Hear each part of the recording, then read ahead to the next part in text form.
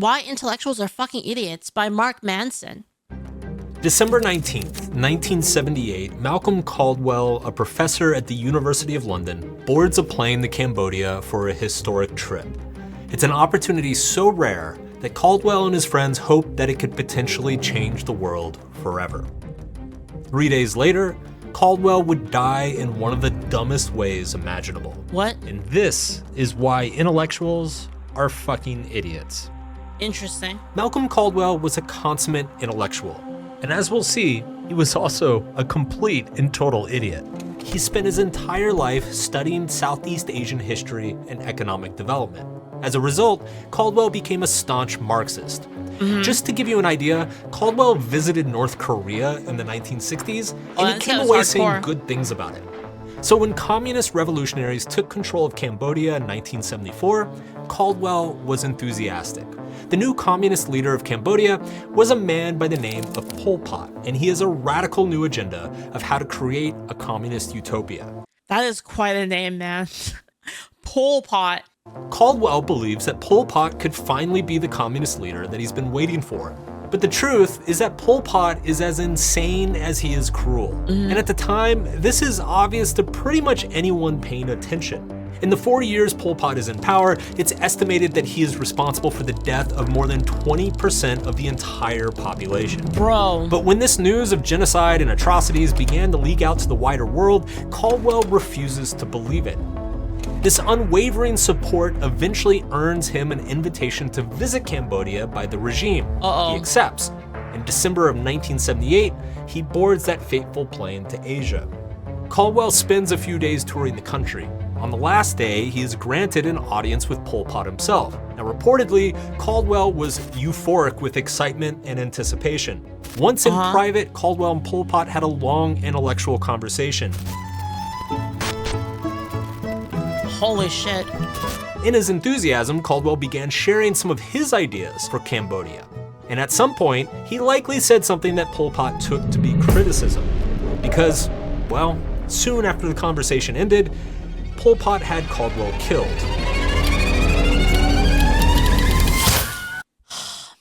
Kind of makes you think, huh? Like, man, like, I'm pretty sure if some of these buff people had power, they would do the same thing. I kind of think they would. I really do. In fact, I know they would do it because they want Trump to die. So they would definitely do it 100%. Yeah. Now, Malcolm Caldwell is what I like to refer to as an intelligent idiot, a man with an encyclopedic breadth of knowledge and understanding, yet absolutely no idea how to use. That's because wisdom and int are different stats. They might seem like the same stat, but they're completely different. And wisdom builds they're not as good as they used to be, basically. The new patch, wisdom is not really a valued stat. Use any of it. And that's what this video is about. Intelligent idiots. Because so the thing is wisdom builds generally, and this isn't always the case. Like obviously there's retarded people in all walks of life, right? But before in life, wisdom builds, you would have like your village elder, right? Like the old woman or the old man in the village, or like the shaman or the priest. They would be like your wisdom builds, right? And they would basically, if you had a problem and you need some practical advice, you would talk to these people, right? So like the priest would be able to give you some kind of advice in life. Or, the village elder would be able to give you advice, maybe the shaman or something. They would be the ones you would talk to, and they'd be like, yeah, this is like, this is how life is, and like, this is what you should do. It really had nothing to do with like intelligence being like the body of knowledge, right? The amount of knowledge that you have, like anything from like how to build a jet engine to like, you mix these two chemicals, it would do this thing. How long is the R McKinnon? Like all of these things are like kind of knowledge / intellect. It's the amount of information that you have, but wisdom is the application of that knowledge in real life, right? Because intelligence can be highly theoretical, right? Intelligence gets you to what things should be, but wisdom lets you understand what things are. Does that make sense? That's kind of a weird way to go about it, but I don't know if that makes sense the way I said it. And yeah, so wisdom basically has been faded out, right? So young people no longer give a shit about what old people have to say. They don't give a shit. You know, the old veteran would have like some advice, a life advice. Oh yeah, you know, when I was your age, like this is what we did, and like this is what I think you should do. Like, ah, fuck you, grandma. You know what the fuck you're talking about. Whatever. Shut up, boomer. Right? That they don't give a shit about that, right? They don't care about religion anymore. You know, like they don't, oh, religion, whatever. That's for retards, right? Whatever. Fuck it, right? And then you have these people who are amped up on intelligence, but they have no fucking clue what to do with it. And that's like kind of where we are with this, right? They're different builds. They're completely different builds, and I think people forget that wisdom is an important stat as well. Who gives you the wisdom stat nowadays? I mean, I guess like if you're still religious, you would get it from like priests still, right? You would get it from like your pastor, your priest. You'd still get that, right? That wisdom builds, and again, that's not to say that they're all smart. Obviously, there's going to be some low wisdom people that like kind of snuck their way in there, right? Obviously.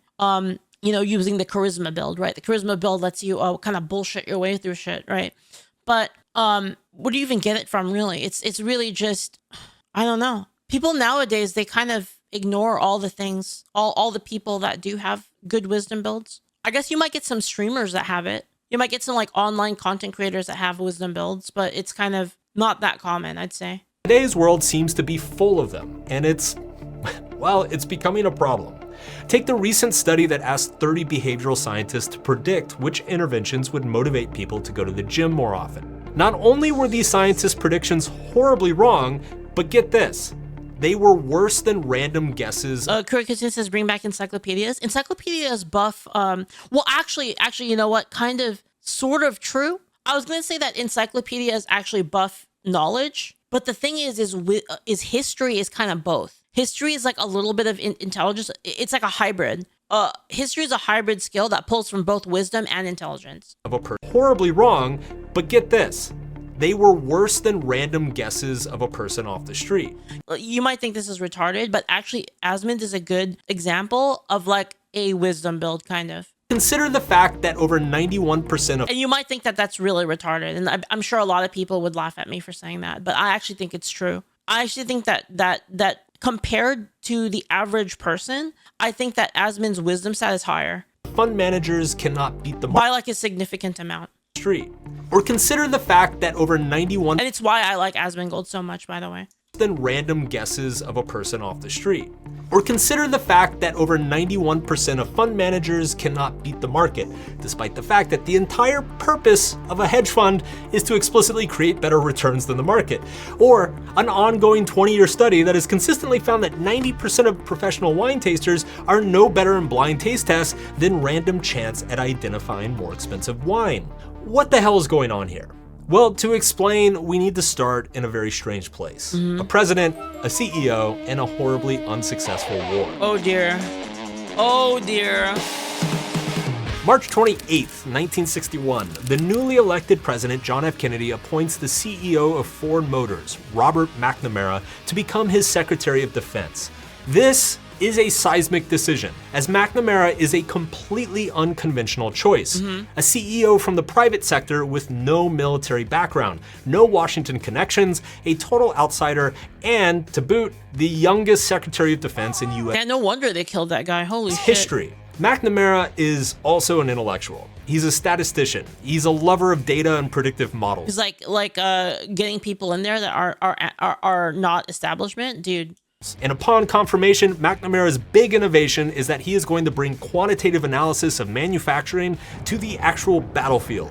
The US military is about to get a serious upgrade in efficiency. Now, a few years later, the US enters the Vietnam War, partly on the basis of McNamara's confidence of his own ability to use data analytics to read the battlefield. He decides to measure everything: armaments, troop counts, casualties. So there's actually nothing wrong with this.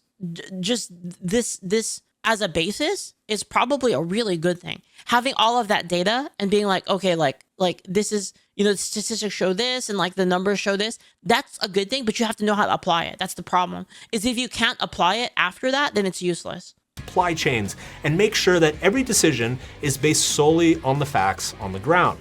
And once in the war, his data analysis consistently shows the same result. The US is winning, easily, handily, year after year. They are committing fewer resources, fewer troops, sustaining fewer casualties, and controlling more land than the enemy. Military victory, McNamara promises, is right around the corner. Or at least, that's what the intellectuals claim. Ruh-roh. But the years go on, and the victory never comes. Because here's what McNamara's data doesn't measure.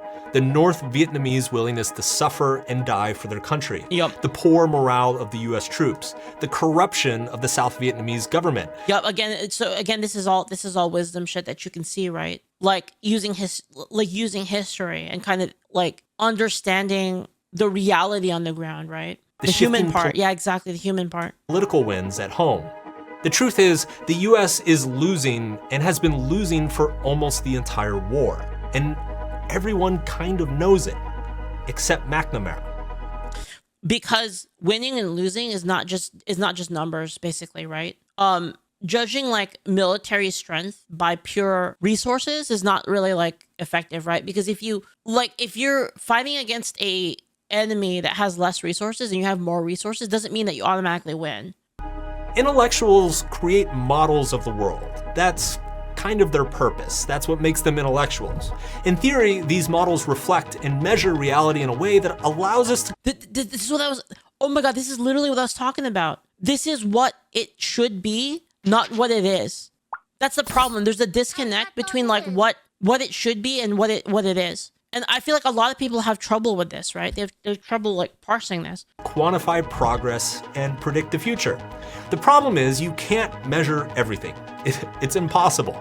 And if it turns out that the immeasurable factors are actually more important than what's measurable, well, then like McNamara, you're kind of screwed. Guys, this is a really good video. I fucking love this. This is great. Give this video a thumbs up and a sub. And you know what? Don't forget to like and subscribe if you're watching the react video as well. Issue, getting accurate data in the first place. On the surface, data seems really straightforward. You just go out and measure whatever you need to measure. But what if the way you choose to measure something actually changes the results? For example, there's a popular concept in health and nutrition world known as blue zones. You've probably heard of them. So explain the blue zones. Places around the world where people live extremely long lives. Is there anything scientifically different about these blue zones? A lot of the blue zones eat lemons. We can blue zone our own house if we want to. Blue zones are communities around the world that produce a higher amount of 100-year-olds.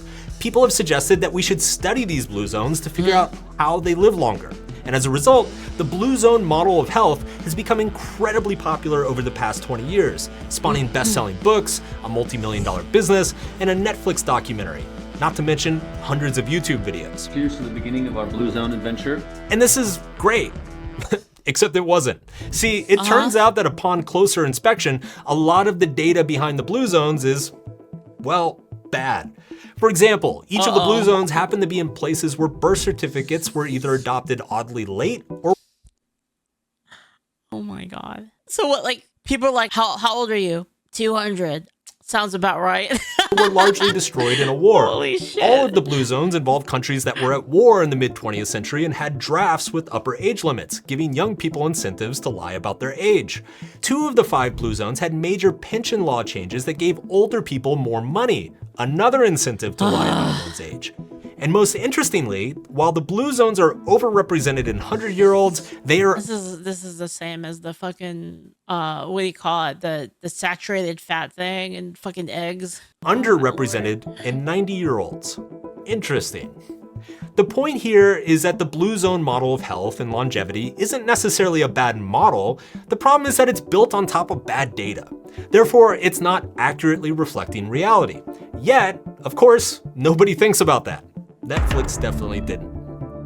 Don't you guys trust the science? What's wrong with you? What's wrong with you, chat? You don't trust scientists? Is it because you're a science denier? Huh? You gonna talk to me about the flat Earth, chat? Huh? The fucking ice wall that they around the flat Earth, keeping you from falling off the side. But here's the real problem: intellectuals forget that models. Get some tetraethyl lead. You know what? It's fine. It's fine. It's all good. Tetraethyl lead is good. It's a. I'm fine, guys, I'm fine. They're just models. Instead, they come to believe that their models are reality, and the consequences can be disastrous. Malcolm Caldwell spent 20 years studying Southeast Asian history and development. He created a model of understanding that part of the world that was largely Marxist. Then, when he actually went to Southeast Asia and met an actual Marxist and tried to tell that Marxist all about his model, it didn't end so well. When an intellectual model and reality collide, reality always wins. Yet, when their models are contradicted by reality, most problem. intellectuals do not side with reality. On the contrary, most intellectuals will double down on their models, and this is what makes them idiots.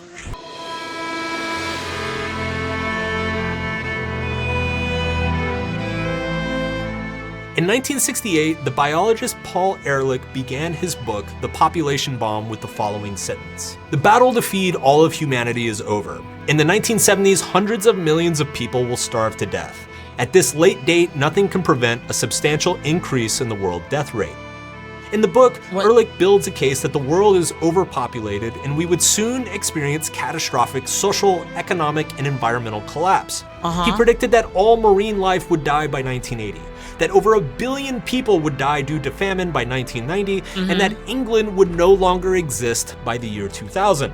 We're very close to a worldwide plague that could kill virtually everybody. The book was a massive hit, and it inspired political and social movements across the world. Oh man. There's too many people, and we'd like to see people have fewer children and better ones. Ehrlich became an internationally celebrated thought leader and luminary. Have to get the death rate and birth rate in balance, and there's only two ways to do it. One is to bring the birth rate down, the other is to push the death rate up. He was featured in newspapers and appeared on television all over the world. He was achieving what every intellectual hopes to achieve. Yeah. You know how we should do that? We should have a one-child policy.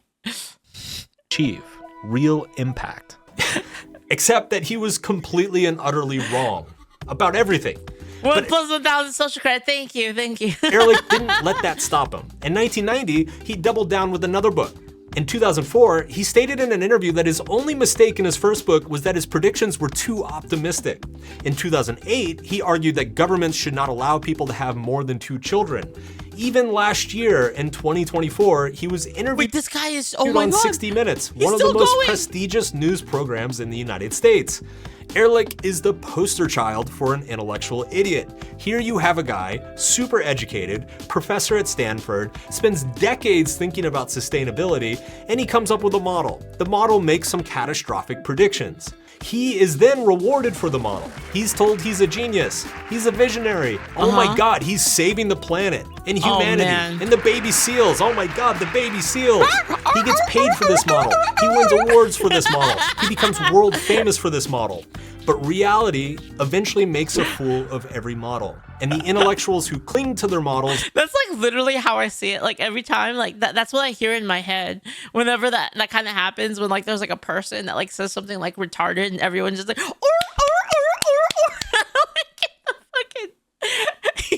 in the face of reality, become idiots.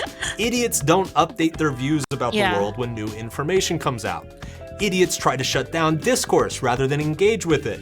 Idiots will look at something plain and obvious and claim that it's actually really complicated, you see? Because if you factor the binomial of the quantum rate of the social construct and divide by 0, you'll discover, just like Plato once said, that what is right if only what is right is left, and what's left is alleviates the burden of the proletariat to the liberation of all peoples, even under God, whatever. This is like the 2 plus 2 doesn't equal 4 people, you know? It's like Look, the world is a scary and unpredictable actually 2 plus 2 doesn't equal 4. place. It is human nature to crave some model to give it some sense of predictability. But the real problem is that our models of reality also give us an identity and a sense of belonging. I mean, look at these fucking nitwits. Do you think this is really about climate change? No, these are empty, angry human beings, desperate for their lives to mean something in the face of the void. And their apocalyptic climate change model has done that for them. But we all have to be careful, because the fact that our models give our lives a sense of meaning means that all of us are susceptible to becoming idiots if we're not careful. And this is how we prevent that. Ooh, help me. All right, chapter 3. You get a lot of information from the internet. That's great because you can be conscious of what you're consuming and choose whether to learn more about a topic or not. But the fact that you are choosing which models to adopt and believe in for yourself means that you are an intellectual now. Oh, shit. And as an intellectual, you are never far from turning into an idiot. All this alternative media, if I can call it that, has a kind of paradox to it. On the one hand, it is great at exposing the disconnect between the intellectual elite and the actual on-the-ground reality Yeah, you hear that, guys? You guys are all fucking geniuses now. of millions of people. Idiots like Malcolm It's Caldwell that easy. All you had to do is watch the Leaflit show, and now you're all certified geniuses. can now be spotted a mile away on Twitter before they even have a chance to get shot in the face by a communist. But there is something more subtle happening as well, and it concerns me deeply. Oh. On the internet, the models of the world that travel the furthest are not the most accurate, but the most attention-grabbing. Become less intelligent. Woke has one purpose. Not a single friend showed up to the birthday party. They are the models that appeal most strongly to our base instincts, prejudices, and emotional needs. And by and large, these attention-grabbing models of the world are inaccurate at best and actively destructive at worst. And because we're spending more time on our devices, removed from the real world, we are You're not building up that wisdom. That's true. less likely to suffer the consequences that a faulty model will give us. By doing what the world has told them to do. Put another way, the less time we spend in the real world, the less of a cost we experience for being detached from it. And you and I and everyone must go through pain. Yeah, here's where I kind of disagree a little bit, and it's not for what you think it is. I don't actually find, so like, I hear this a lot where people will be like, what you do, like, you need to go outside and touch grass and experience the real world. I actually don't really find there to be a difference really between like for instance, if I play like an MMO with people, real people, and I consider those people like my real friends, I don't really see a difference between it being like on a game, like the experiences and the conversations, the struggles that you have with people in like an online thing. I don't think is really that different from like real life personally. I think where this mostly applies is to social media. There's a huge difference. You see this thing called vitamin D. Okay, well, I mean, sure. I mean, okay, but I don't think that has anything to do with like, I guess I just don't really see that big of a difference between the experiences I share with people online versus the experiences I share with people offline. In fact, I'd say like online, I can be more of myself. So it's kind of, I don't know.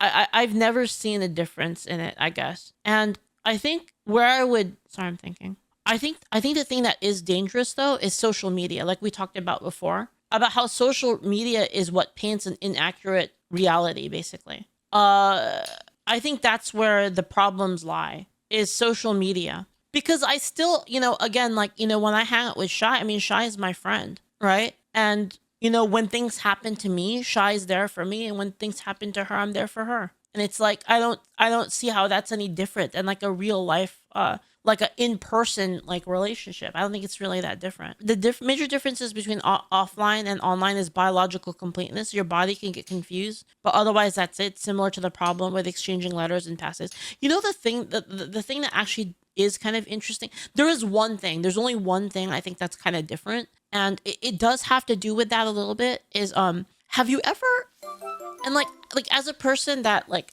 I'm kind of more online, I'm not really like that social, in real life. The one thing that kind of bridges that is VR. It's kind of weird. When you're in VR, it's because I think as humans, we're like more wired to like understand like kind of motion and like kind of, what's the word? Like, how people talk with their hands? People talk with their hands and like you can kind of see the person in front of you. In like VR, it kind of changes that a little bit, I think. It kind of adds that sort of visual like aspect to it. And I think it does feel a lot more immersive. Like when I have like a serious conversation, because like sometimes I'll have a serious conversation with my friends and it's usually in VR when I do. Yeah. But even then I still don't think that it really takes away things not being in person doesn't really take away from the thing. I think it would be different if you were like kind of in a relationship or something. It might be different, but like, yeah. I mean, people do like that kind of physical touch aspects, whether that's a hug or a high five. People do need that too.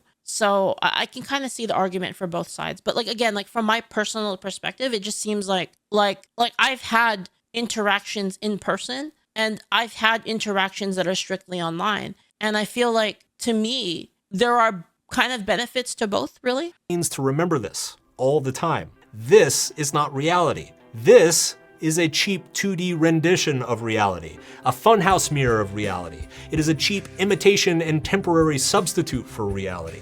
So what does that mean? But sorry, that means less time. I don't think this guy is talking about MMOs though. MMOs and gaming with people. I think he's talking about social media. It's at least that's what it seems like. He's talking about social media and like news on social media. On this stupid device and more time out in the world. That means meet more people face to face, talk to them, connect with them, disagree with them, care because about when you them. meet people online, like in the context of an argument, it's kind of different, right? Like if you meet someone on social media and then like they say something and you say something to them and they're anonymous, that's not the same as like, and I guess like probably normies wouldn't understand that, but it's not really the same as like having like a relationship where you're like hanging out with your friends, like you're actually gaming with your friends online. It's kind of different. The more emotionally safe to them, connect with them, disagree with them, care about them. The more emotionally satiated you are with the relationships in your life, the less you will need to rely on some bullshit intellectual model to emotionally satisfy. See, that's what I meant. He literally said what I was saying, basically, is that it's about the online kind of, what do you call it? The online consciousness is what he's talking about, right? He literally says it here. He said right here. The more the connect with them, disagree with them, care about them. Care about them. The more emotionally satiated you are, right? Emotionally satiated you are with the relationships in your life. The less you will need to rely on some bullshit. The bullshit intellectual model being the fucking, you know, the social media titan, basically, like the fucking collective consciousness of humanity, basically. Mm-hmm. Intellectual model to emotionally satisfy you. And then, with the emotional sustenance of real-world relationships supporting you. Bearded Tit says, I think he's just wrong on this. I actually don't think he's wrong. I think it's more of a different perspective. Does that make sense? I think his perspective is different because he's talking a lot about, he's talking about like normal people, right? You have to understand like online nerds that play games and play MMOs and stuff like that were not really factored in when it comes to content like this. They're not thinking about us and like our experiences, because a lot of them don't even know what that is, right? So like, how could you factor in a thing that you don't understand? You see what I'm trying to say? Approach the models of the world with a healthy dose of skepticism. All models are wrong, but some can be useful. If a model is useful, use it. But the moment it's not, abandon it and move on. Even so now it says even online nerds need on a smaller scale. Yes, that's true. I'm not advocating for people to live complete hermit lifestyle like me. It's not good. It's really not. You should have some in real life friends, I think. Yeah, I really like that video actually. I wonder what kind of more stuff that he has. I'm gonna look. That was great. What? Life is a video game. Here's the cheat codes. What do you guys think of this one? You guys want to see some cheat codes?